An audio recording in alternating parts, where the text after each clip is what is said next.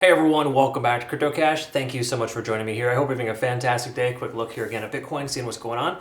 We did lose our ascending trend line, but it's not all doom and gloom. We've actually got a really good situation here with our CME futures. So the easy way to understand it is that CME futures are, when they get filled, it's a good thing. It implies there's less requirement for the price action to pull back again. Okay, so again, there's a decent chance this is a very solid sign before the price could leg up again. We're entering that support range. We'll talk about that here in a minute and see what's going on. So if you're new to the channel, I would say welcome on board. If you've been watching for a while, thank you again so much for the awesome support over the years. Quick little heads up. I do have a Trading Academy community signals group, so check it out if you'd like. We always like to start the video too with a, well, you hit the like button, that's usually how we start it. But secondary to that, we look at liquidation and kind of understand what that implies where we're at here, okay? So we talked about this previously, and this is very, very clear. There's a lot of liquidation between 67,000 and 65K. Now, the most amount of it is close to 67K because that's a key level support, and most people put their stop losses right there, or they use high leverage at those levels. And the price action just wicked down a few hundred below that to sweep all of that. Now again, there's still some left. I'm not proposing that this is completely done pulling back.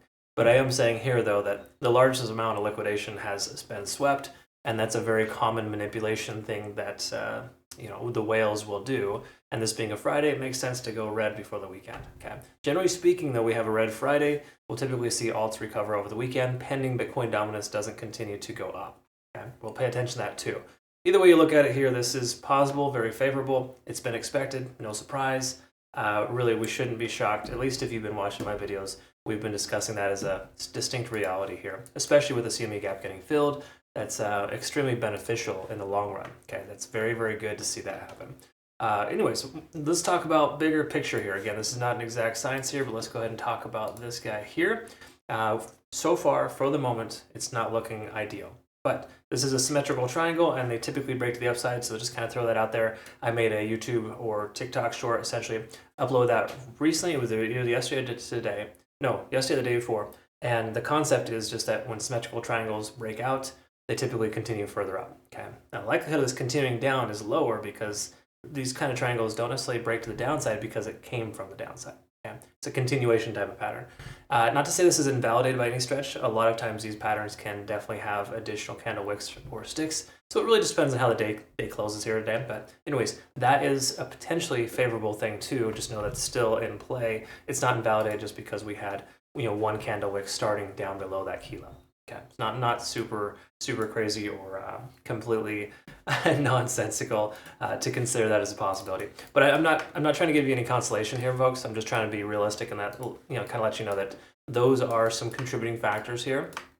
That fact that we have a lot of support in this range too also matters. And what I mean by that is if we kind of zoom out. I mean, we're slightly zoomed in, but 66,000, you can kind of see that point of control. We zoom out further for the entire time frame that we've been here. 57,000 plus, we can see 67,000 right there where the price action's at is the heaviest amount of volume. That implies we have a decent amount of support between 66 and 67,000. So again, that's just that point of control, that macro POC, for lack of better terms, and it's a positive one. Okay, generally speaking, we hold the range of 65, 66, 67,000. We're gonna be fine. So just to get it in your head, there is possibility still of the price action coming down lower because manipulation and greed is a very real thing. And there's a solid chance we could very well see another candle wick down to the low 66K range just to sweep that extra level liquidity. The late longs could get destroyed. So be careful taking a long right now. If you do low leverage, low position size, it's not to say that it's wrong. Generally speaking, though, there's a lot of weakness in the market right now, and this doesn't feel very safe to take a long exactly with Bitcoin at this exact moment. Now, today's candlestick closes 67K or higher, we might be in a different position. We'll talk about that. Okay, so quickly to note, we're testing the 20-day SMA here, still working concurrent with the ascending trend. Keep in mind this ascending trend on the larger time frame is still holding. Okay, so the trend is your friend. We cannot discount that just yet, and that is a positive sign. We do take a look at some other macro stuff here. We can see we're actually holding over 50 in the RSI still, which is surprising, but it's still good. Okay, so staying above that level is important, as you can kind of see. Bitcoin has a tendency of remaining above or below. It's a terrible line. You can see that there a little bit more. Every time it's above, it does well. Every time it's below, it does poorly. Just a really simple way to understand it. So it's a good barometer for understanding where we're at. We're still over that.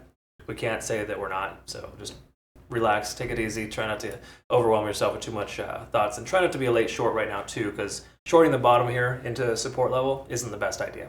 So again, there's reasons why I held off on taking shorts. While we could have shorted from 69 to 67, there was no guarantee it was going to pull back either, right? You take trades based on confirmation, and there's been a lot of confirming factors on the macro and even the 4-hour, letting us know that Bitcoin's still in decent shape. So I personally don't subscribe to the thought process of just shorting your shirt off and doing that. And it's all well and good. I have people in my community shorting with success, of course, and obviously there's little wins here and there you can find. But again, it's less, you have less success taking shorts just because they're higher risk. That's all. Anyways, our MACD is diverging here on the daily, so we can't overlook that. That does imply that the shift in momentum has occurred, but there's so many times when the MACD just turns itself around. It's not the best gauge for where we're at. Either way, stochastic is trying to swing up here or slowly hitting its bottom, so there's a good chance we're going to see a relief return because of that. Again, every time we've seen stochastic swing down and then up again, we've seen the price do some pretty decent things. Okay, so these are a couple of examples. I'm just picking the most recent ones, but for the most part, anytime stochastic swings up, it goes up pretty good. Okay, and we've been swinging down for quite a few days now. It would make sense for the price action to recover. We do take a look at Ichimoku Cloud on the TD sequential on the daily. We can see we're down to a 4. We've got a decent reset there, so there is potential for further downside. So again, we cannot get that get that into your head that it is a possibility. Just try not to own it that is like the only thing. I guess that's what I'm getting at. 4-hour time frame, we're below all moving averages minus the 200, which is traveling right at about 65K, reaffirming that potential support range. Sorry, let's get this back up here. And then also we take a quick look at the RSIs. We've been under 50 on the RSI for a little while now, kind of treading water above and below. So this isn't like a definitive, we're totally bearish because of it. But the truth is, it's a bearish time frame for the moment. Okay, money flow index is fairly low. Usually the sweet spot is when the RSI comes down to 30, and then money flow index hits 20. That's generally a good place to consider buying. So I'm not saying that you're premature right now or early, because that may never even happen. But generally speaking, that does happen. That's a good consideration for a long position. Generally speaking, as a favorable consideration on the 4-hour time frame. MACD is diverging here too. So again, there's a lot of reasons why taking a long at this exact moment isn't necessarily the best call. It's not like a safe call by any stretch. It's totally a potential buy the dip scenario. But once again, look how many times we've tested this level. 1, 2, 3, 4, 5, 6, 7, 8, 9, 10, 11 now. You test a support level so many times, it's inevitable to break, right? So we got to recognize this could break, but until it does, we got to presume it won't. Okay, that's generally how it works. I know it's kind of a weird thing, but we look at liquid volume too. A tremendous amount of selling pressure, but selling pressure can eventually slow down. And if we take a look at this here, we're 30 minutes into this hour candle, and this is starting to be a good thing. Now again, it depends on where it's at and where it closes, but just say it closes where it's at or higher. That would be a solid hammer up, and that's usually a sign that there's going to be a reversal. You see them all over the place in a lot of trading situations where the price action turns itself around. It tries to go down, greed, and then it just comes back in. Bulls are back in full force here, buying that dip. So it's a solid chance that we're going to still be able to hold the 67,000 range. I'm not super concerned. Other than that, let's see here. Last thing but not least, and this is going to obviously just be pretty damn bearish. No other way around it. We can see the lagging span's free and clear, conversion lines below the baseline, and we're well below the cloud. So there is 0 reasons on the hourly to consider long positions, consider any long position. And then of course the 4-hour time frame is reflecting kind of this shift in momentum that hasn't fully occurred yet, but it's also relevant that we're bearish. Okay, but if you look at this aggressiveness here, the likelihood of the price going much further down is lower, at least at this exact moment.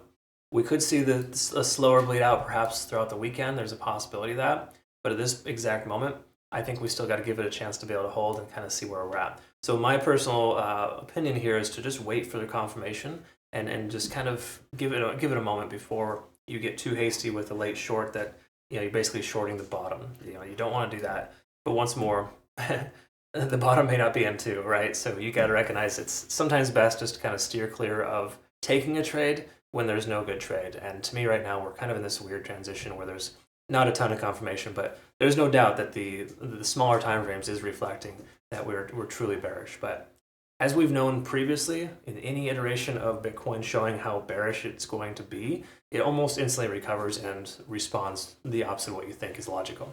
The only thing that is illogical here is just the amount of liquidation we see here. So there's still some left. We could rerun this here and just kind of see, but generally speaking, yeah, there's a ton of liquidation here still left remaining, but majority of it has been swept. So there's probably probably a good handful of destroyed longs there at that point. So just don't be one of them. I would say wait and be patient. If you insist on taking a trade, once again, low leverage, low position size. That's the important thing.